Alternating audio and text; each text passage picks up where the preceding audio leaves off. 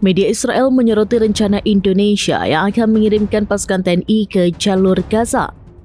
Media Israel menyebut hadirnya pasukan ini membuat Indonesia menjadi negara pertama yang mengirimkan tentara ke Gaza. Laporan ini dituliskan oleh media Israel Kan News pada Senin 9 Februari 2026.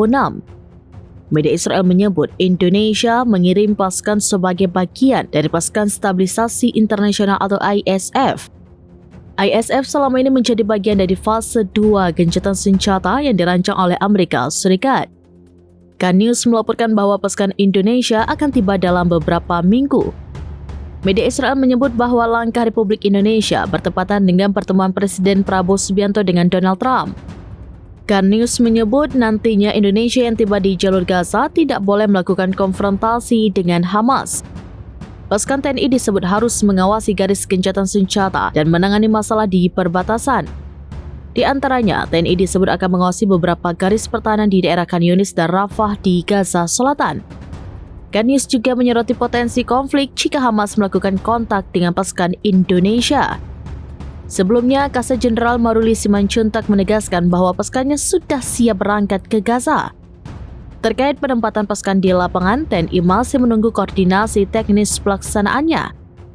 Juru bicara Kemenlu, Fad Nabil, menegaskan keterlibatan Indonesia dalam misi ini lebih fokus pada aspek humanitarian, bukan terlibat dalam pelucutan senjata.